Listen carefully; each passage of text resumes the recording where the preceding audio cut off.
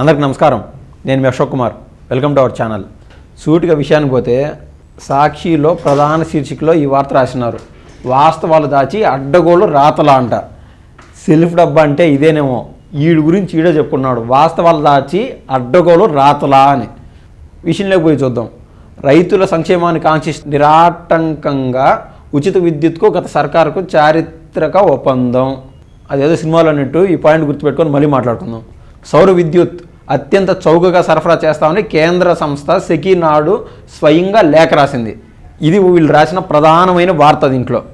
దీన్ని అసలు ఇది ఎక్కడ మొదలైంది? ఆ టైంకి వీడు అంటున్నాడు కదా అత్యంత చౌక ధర అని. ఇండియాలో ఏ రేటు ఉంది అది ఒకసారి క్లియర్గా ఒకసారి చెప్పుకుందాం. ఇది ఎక్కడ మొదలైంది? సెకీ ఇది ఈ సంస్థ యొక్క logo. Solar energy corporation of India limited. ఇది ఎవరైతే కొనుగోలుదారుడు అమ్మేవాళ్ళు ఉంటారో వాళ్ళిద్దరికి మధ్య ఒక తెరలాగా ఒక ఆర్గనైజర్గా పనిచేస్తుంది. ఇది కేంద్ర ప్రభుత్వానికి సంబంధించిన సంస్థ. ఈ సోలార్ ఎనర్జీతో డీల్ చేసే సెకీ ఎవరైతే రాష్ట్రంలో కానీ దేశంలో కానీ ఎవరైతే పెద్ద పెద్ద వ్యాపారస్తులు ఉంటారో వాళ్ళకి వీళ్ళ నుంచి కొన్ని ప్రతిపాదనలు పంపిస్తారు.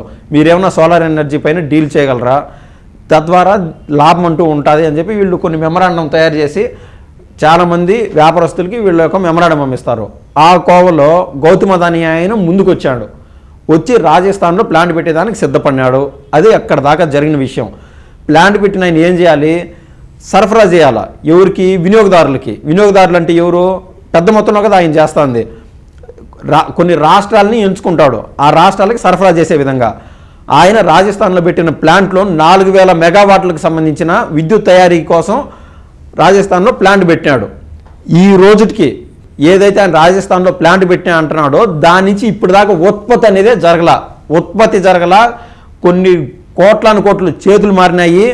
రాష్ట్ర ప్రభుత్వంకి సంబంధించిన కొన్ని డీల్లు కూడా కుదుర్చుకున్నది. ఎప్పుడు 2021లో జరిగిన అగ్రిమెంట్ ఇది. ఏదైనా మనం ఒక మనిషి నుంచి ఏదైనా కొన్ని వస్తువులో ఏదో కొంటా ఉన్నప్పుడు ఆ మనిషి దగ్గర ఆల్రెడీ వస్తువు అంటూ ఉండాలి.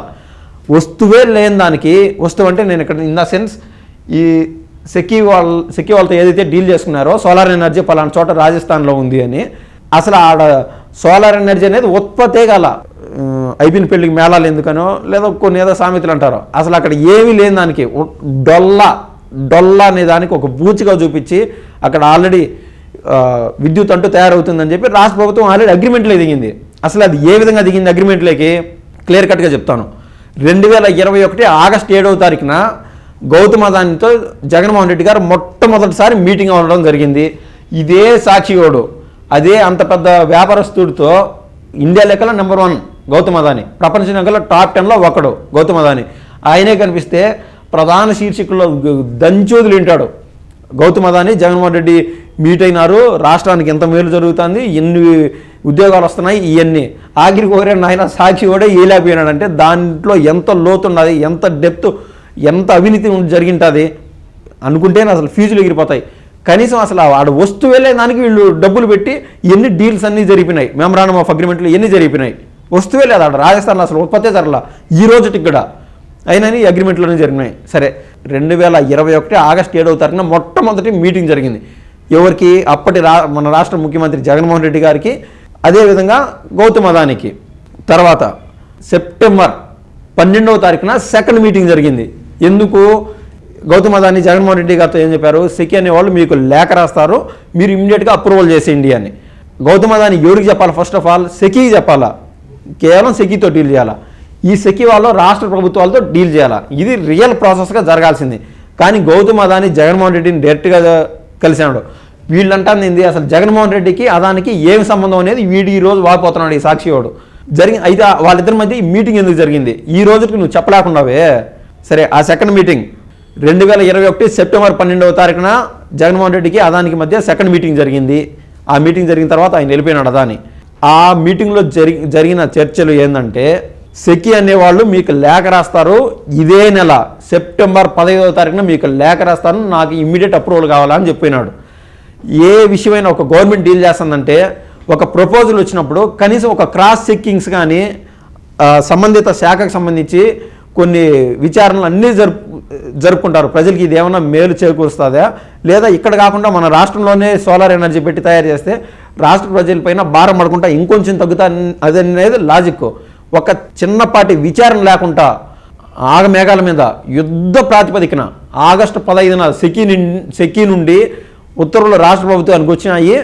ఇమ్మీడియట్గా ఆ రోజు సరే ఆగస్టు 15న ఉత్తర్వులు వచ్చాయి కదా రాష్ట్ర ప్రభుత్వానికి, ఇమీడియట్గా రాష్ట్ర ప్రభుత్వానికి సంబంధించిన సీఎం గారు వీళ్ళందరూ అప్పుడు విద్యుత్ శాఖ మంత్రిగా ఉన్నటువంటి శ్రీ బాలినేని శ్రీనివాసరెడ్డి గారికి అర్ధరాత్రి 1 గంటలకు అర్ధరాత్రి ఏం చర్చలో అర్ధరాత్రి ఏమి సంతకాలో బాబాయిని కదా 3 గంటలు 3:30 టైంలో వేసేసినట్టు అర్ధరాత్రి అనుకుంటే నవ్వులాటగా ఉంటుంది. అంటే మన ముఖ్యమంత్రి చంద్రబాబు నాయుడు గారు రోజుకి 20 గంటల్లో లేదా 19 నుంచి 20 గంటలు పనిచేస్తున్నాడు అని దాన్ని ఇన్స్పిరేషన్గా తీసుకొని వీళ్ళు అర్ధరాత్రులు పనిచేయడం మొదలుపెట్టారు.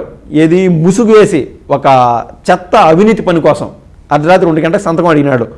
అయితే అప్పుడు విద్యుత్ శాఖ మంత్రి నేను సంతకం చేయను అయినా దీంట్లో ఏముండదో ఏమో అని చెప్పి ఆయన హడలెత్తిపోయినాడు. సెప్టెంబర్ 15న జరిగినది ఈ విషయం. అదే రోజు తెల్లారి సెప్టెంబర్ 16వ తారీఖున మొత్తం మంత్రిమండలి అంతా మీట్ అయ్యి ఈ ఎటువంటి విచారణ పాడు లేకుండా ఈ అగ్రిమెంట్కి ఒప్పందం చేసుకోవడం జరిగింది, ఆమోదించుకున్నారు. అది దీంట్లో జరిగిన విషయం. అంటే కనీసం ఒక 5 రోజులు, వారం రోజులు, 15 రోజులైనా కూడా అసలు ఏంది, అసలు ఇది మనకు మేలు చేకూరుస్తుందా లేదా అనేది ఆలోచన చేసేది అంటూ ఉండదా. అప్పటికి మన రాష్ట్రంలో ₹2.49 అదాని నుంచి వీళ్ళు అగ్రిమెంట్ చేసుకున్నారు. యావరేజ్గా దేశం మొత్తం అప్పటికి ₹1.99 విద్యుత్ అంటూ దొరుకుతుంది. వీళ్ళు ఆ 49 పైసలని దాదాపు 7,000 మెగావాట్లు విద్యుత్తు ఎవరికాడి నుంచి అదాని నుంచి వీళ్ళు కొనుక్కునేదానికి ఒప్పందం కుదుర్చుకున్నారు. ఈ అదనంగా 49 రాష్ట్ర ప్రజలపైన భారం వేశారు. ఈ నెక్స్ట్ 25,000 అగ్రిమెంట్ ఇది. ఈ 25 ఏళ్ళ అగ్రిమెంట్లో మన రాష్ట్ర ప్రజలపైన దాదాపు 1,10,000 కోట్లు భారం గురవుతున్నారు. అంటే ఒక సంవత్సరం మన రాష్ట్ర బడ్జెట్లో కనీసం అర్ధ భాగం ఈ 25 ఏళ్ళకు గాను ఒక తలసరి ఒక్కొక్క మనిషి పైన ₹60 భారం అంటూ పడుతుంది. ఒక్కొక్క మనిషి పైన ఈ ₹60 ఒక్కొక్క మనిషికి భారం పడే సమయానికి జగన్మోహన్ రెడ్డికి ₹1 అందుతుంది. 1,750 కోట్లు ఆయన అవినీతిగా లంచం తీసుకున్న విషయం, ఆయన తీసుకున్న ప్రతి రూపాయికి ముఖ్యమంత్రి హోదాలో ఒక్కొక్క రాష్ట్ర ప్రజలపైన ఒక మనిషి ఎక్కడ, మిగిలిన రాష్ట్రం అంతా ఎక్కడ, ప్రతి మనిషి పైన ₹60 భారం పడేట్టుగా ఈరోజు జగన్మోహన్ రెడ్డి గారు చేశారు. అది అక్కడ జరిగిన క్లియర్గా జరిగిన విషయం. సరే, దీన్ని ఇంకొంచెం డెప్తెల్లి చూస్తే ఆ రాజస్థాన్లో సోలార్ ఎనర్జీ తయారైందనే అనుకుందాం. అక్కడి నుంచి మన రాష్ట్రానికి ఆ సోలార్ ఎనర్జీ మనకు సరఫరా కావాలంటే అదనంగా ₹3.30 అంటూ పడుతుంది. అంటే దాదాపు ₹5.74 ఒక్కొక్క యూనిట్కి మన రాష్ట్ర ప్రజలంటూ అదాని దగ్గర కొనాల్సి వచ్చింది. దీనికి గాను ఈ లాలూచికి గాను అదానికి మేలు చేకూర్చేదానికి జగన్మోహన్ రెడ్డి 1,750 కోట్లు లంచం తీసుకున్నాడు. మళ్ళీ చెప్తున్నా, ఇట్టా తోడు నేను చూడబాను కూడా. మిగిలిన రాష్ట్ర ముఖ్యమంత్రులు, మన పక్క రాష్ట్రం తమిళనాడుకి సంబంధించిన స్టాలిన్ కావచ్చు, ఒడిశా ముఖ్యమంత్రి కావచ్చు, ఛత్తీస్గఢ్ ముఖ్యమంత్రి కావచ్చు, జమ్మూ కాశ్మీర్ ముఖ్యమంత్రి కావచ్చు, వీళ్ళు నలుగురు తీసుకున్న మొత్తం లంచం 280 కోట్లు అయితే మనది సింహభాగం ఉండాలి. మన రాష్ట్రానికి సంబంధించిన ఎవడైనా సరే మన వాళ్ళని మన రాష్ట్రానికి సంబంధించిన తెలుగు యొక్క గొప్పతనం చాటి చెప్పేదానికి 1,750 కోట్లు ఇంత లంచం తీసుకున్నాడు మన జగన్మోహన్ రెడ్డి. అది దానికి వీడు మసిగూసి మారేడుగా చేసి వీడు టెన్షన్ పడిపోయి ఏదేదో రాసేస్తున్నాడు. అది ప్రజలారా క్లియర్గా ఇక్కడ జరిగిన విషయం. Thank you.